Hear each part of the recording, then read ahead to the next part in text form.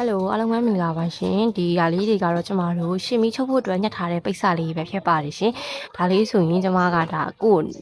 အမှတ်သားလေးလောက်ထားတာပေါ့နော်ဒါလေးကတော့ကျမတို့ရင်စည်းပုံsorry ရင်ကြားဘက်ပေါ့နော်ရင်ကြားဘက်ကို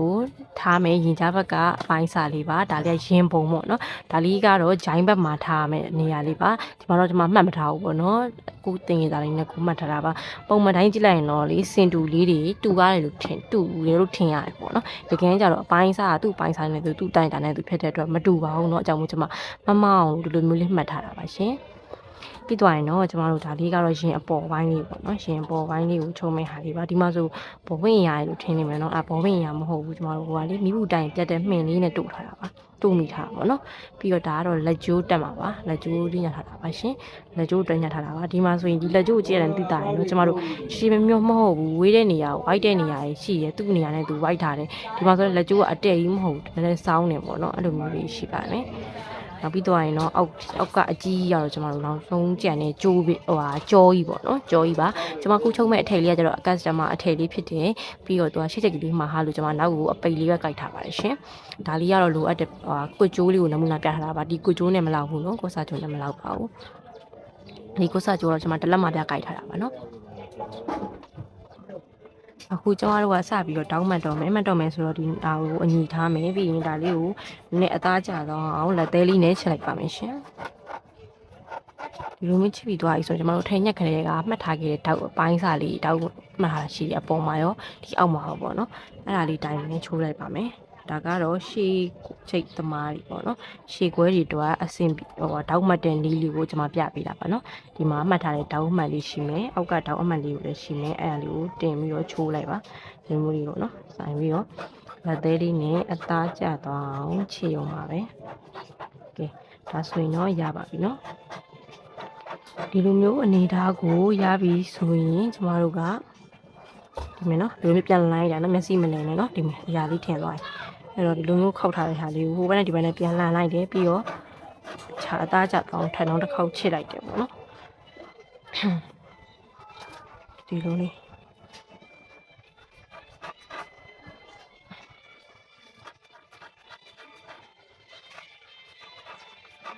ဒီလိုမျိုးလေးချစ်ပြီးသွားပြီဆိုရင်ကျမတို့ကဒီပိတ်စလေးကိုတော်တော်ပဲယူမယ်နော်တော်တော်လေးကိုပဲယူလိုက်မယ်ပြီးရင်ဒီအကြောင်းလေးအတိုင်းပဲပြန်ပြီးတော့ခောက်လိုက်ရင်ရပါပြီကဲဒါမျိုးလေးပါစုံပြီးခောက်တာပေါ့နော်ဒါဆိုရင်တစ်ဖက်သက်တည်းကျမတို့မဖြစ်တော့ပါဘူးဒါမျိုးနေထားလေးရပြီဆိုရင်ပြန်ပြီးတော့လက်သေးလေးနဲ့အသားကြတော့အောင်ပြန်ပြီးတော့ချစ်ပေးပါမယ်ရှင်ဒီချာလေးချစ်ပေးပါနော်ဒီမှာလည်းအညီလေးညှက်ထားဆိုတော့ဒီလိုမျိုးညီလေးဖြစ်နေရပါမယ်ဒီနေရာမှာလည်းကျမတို့ဒီမယ်လိမ့်ရင်လိုက်ချစ်လိုက်ပါပေါ့နော်ကဲချစ်ပြီးသွားပြီဆိုရင်မြင်းချောင်းတောက်လေးမှတ်ပါမယ်တောက်မှတ်ဖို့အတွက်ကျမတို့ဒီလိုမျိုးလေးလှန်ချလိုက်ပါမယ်ရှင်လှန်ချပြီးသွားရင်တောက်ကလေးမှတ်မယ်ပေါ့နော်တောက်ကလေးမှတ်တဲ့နေရာမှာခဲတံသုံးလို့လည်းရတယ်ခဲတံသုံးမယ်ဆိုရင်တော့ကျမတို့ကဒီဖောက်ဖွာလေးပဲသုံးပါအဖြူကောင်ပဲနေနေပါအစပဲနေနော်အမဲရောင်ကတော့ခဲအောင်တိတ်မသိတာပဲမယ်ကျန်တဲ့ဟာမှာခဲမိတ်ကြံနေကြရင်လည်းရုပ်ဆိုးတယ်ပေါ့နော်အဲ့တော့အပေါ်ကိုကျမတို့တစ်စိမ့်မှတ်ပါမယ်ရှင်အောက်ကတော့၄စိမ့်မှတ်ပါမယ်တောက်ကိုနော်တောက်မှတ်တာပေါ့နော်ဒါတစ်ဖက်ပါနောက်တစ်ဖက်ကိုလည်းအဲ့လိုပါပဲဒီဘိတ်အောက်မှာဒါအောက်နော်အောက်ကိုကျမတို့က၄စိတ်တောက်မှတ်မယ်ဒီအပေါ်တော့တစ်စိတ်ထဲတောက်မှတ်ပါမယ်ရှင်တစ်စိတ်တောက်မှတ်ပါမယ်တစ်စိတ်နော်ဒီတစ်စိတ်တွေ၄စိတ်တွေဆိုတာကကျမတို့ဒီစက်ချုပ်တဲ့ပြည်တယ်လေသုံးပြည့်ရဲ့စိတ်၄စိတ်တွေပါရှင်မှတ်ပြီးသွားပြီဆိုရင်ဒါလေးကိုကျမတို့မြင်ချောင်းလေးဆွဲလိုက်မယ်အခုကျမသုံးနေရတဲ့ကျတော့ပါလေမင်းဘောမင်းမိဘူးတိုင်းတက်မင်းဖြစ်တဲ့အတွက်တိတ်ပြီးတော့စိုးရင်စားတော့မရှိပါဘူးရှင်ပြီးရင်ဒါလေးကိုလည်းဒီလိုလေးမှတ်လိုက်ပါမယ်ဒါဆိုရင်တော့ရပါပြီဒါဆိုရင်ကျမတို့ဒါကိုထောက်ထည့်မယ်ပေါ့နော်ဟိုဟာနဲ့ပေါက်ပါမယ်ရှင်ဆက်နဲ့အချီနဲ့ပေါက်မယ်ပေါ့နော်ကျမဒါလေးကိုတောင်းနမူနာလေးထည့်ပြပေးမယ်နော်ကျမတို့ကအခုစချုပ်တော့မယ်ပေါ့နော်စချုပ်တော့မယ်ဆိုတော့တောက်လေးကိုထည့်ပြပေးပါမယ်ရှင်ဒီခုကျမမှတ်ထားတဲ့တောက်လေးဒီမြင်းချောင်းလေးတိုင်းမယ်တောက်လေးထည့်လိုက်ရင်ရပါပြီနော်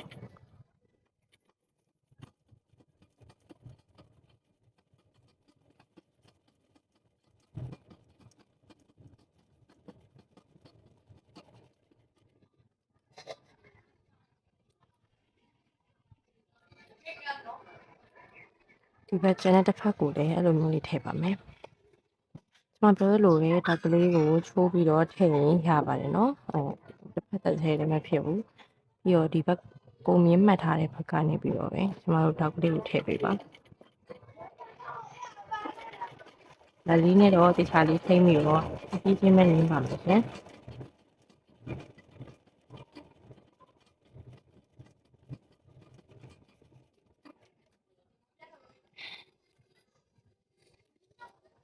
ဒါမျိုးအနေထားရပြီဆိုရင်ကျွန်တော်တို့တောက်ထည့်ပြီးသွားပြီပေါ့နော်ဒါတောက်ထည့်ပြီးသွားတဲ့အနေထားရပြီဆိုရင်ဒီမလားဘက်ကိုလှန်လိုက်မယ်ကျွန်တော်တို့ကလှန်ပြီးသွားပြီဆိုရင်တော့ဒီလိုမျိုးအသေးလေးနဲ့ချက်ပါမယ်နှစ်ဖက်လုံးကိုပေါ့နော်အသားလေးကျသွားအောင်ကျမတို့ဒီဘက်အလားဘက်ကနေပြန်ပေါက်ရင်လေခုချင်းမရှိအောင်လို့ဒီခြားလေးလက်သေးလေးနဲ့ချက်ထားပါမယ်ကျမတို့ကအခုဒါပြန်ပြီးတော့အဖျားစုပြန်ပေါက်မယ်ပေါ့နော်အဖျားစုကိုပြောဖို့ကြံခဲ့လို့ပါဒီမှာဆိုရင်အဖျားစုဆိုတဲ့အတိုင်းပဲကျမတို့ကဒီအဖျားလေးကိုအရင်ချောချတော့အောင်လည်းပေါက်လို့မရဘူးတစ်စိမ့်စာလောက်ကြည့်ပြီးပေါက်လို့မရဘူးပေါ့နော်တစ်စိမ့်ရဲ့တဝက်စာလောက်ကိုအဖျားအရင်မဆိုဘဲနဲ့ပေါက်ရင်ရပါတယ်နော်ကဲဒါဆိုရင်ကျမတို့ပေါက်ပါမယ်ရှင်ဒီလေးကိုချမယ်ဖြည်းဖြည်းချင်းပဲပေါက်မယ်နော်ချောချတတ်လို့ပါနော်နေရာလေးကိုတတိလေးနဲ့ထားပြပါတစ်ထည်လုံးကတက်ရက်နေမှသာအထည်ကောင်းတစ်ထည်ဖြစ်လာမှာဖြစ်တဲ့အတွက်ကျမတို့ကတေချာလေးတော့ချုပ်ပြရပါမယ်ဒါပေမဲ့အခုမှစထုတ်တဲ့သူလေးတွေကိုပြောချင်တာကလေအခုမှချုပ်တဲ့နေရာမှာအဆင်မပြေရအများကြီးကိုကြုံတွေ့ရတော့တယ်ဒါပေမဲ့သိပြီးတော့မျိုးစိတ်ညစ်မနေပါနဲ့เนาะတပြေးနဲ့ခြုံရင်းနဲ့ဒါပိုင်နိုင်သွားပြီးကြောက်ကြတော့မှဖြစ်ပါတယ်ဒါဆိုရင်ကျမတို့ဒါလေးကိုချုပ်ပါမယ်ရှင်ချုပ်တဲ့နေရာမှာလက်လေးနဲ့နှစ်ဖက်နဲ့ဒီလိုမျိုးလေးဖြဲပေးပါမဟုတ်ဘူးဆိုရင်လေးတော့အောက်မှာလေးကြီးခိုးသွားတယ်လို့ပါရှင်ပြီးတော့လက်လေးနဲ့ဒီလိုမျိုးခင်းခင်းပြီးတော့ပေါ့နော်ဒီမှာဒီလိုလေးကိုပေါက်သွားလိုက်ရင်ရပါမယ်ရှင်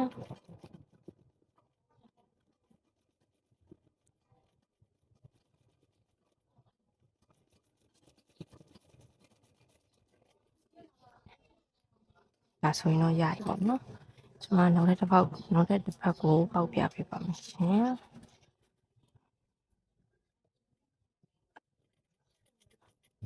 ရပြီကျွန်တော်ပေါက်မယ်ဆိုရင်လည်းမျိုးနဲ့လက်မလေးလက်ခလက်လေးနဲ့လိုမျိုးလေးဖြည့်မယ်ပြီးဆိုရင်ဒီဘက်လက်တစ်ဖက်ကလည်းလိုမျိုးလေးဖြည့်ထားမယ်ဘာလို့လဲဆိုတော့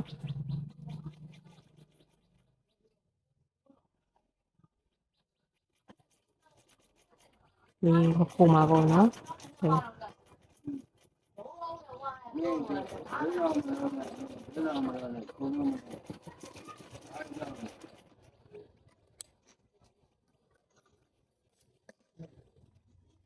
ကဲဒါဆိုရင်တော့ကျမတို့ကနောက်ကျောတောက်ထည့်ရလေးပြီးပါပြီเนาะဒီလိုမျိုးလေးပါရှင်ဒီနောက်ကျောချမ်းပါဆိုလဲလေးမခိုးဘူးပေါ့เนาะဒီလိုမျိုးလေးဖြစ်အောင်လို့ကျမတို့တရားလေးလက်လေးနဲ့တစ်ဖက်ဒီလိုမျိုးလေးဖြစ်ပြီးပေါက်ပြီးပါဒါဆိုရင်တော့နောက်ကျောတောက်ထည့်လာလေးပြီးတော့ပါပြီရှင်ဒီဗီဒီယိုလေးကတော့ဒီလောက်ပါပဲနောက်ဗီဒီယိုမှာပြန်တွေ့ကြပါမယ်ရှင်အားလုံးကိုကျေးဇူးအများကြီးတင်ပါတယ်ရှင်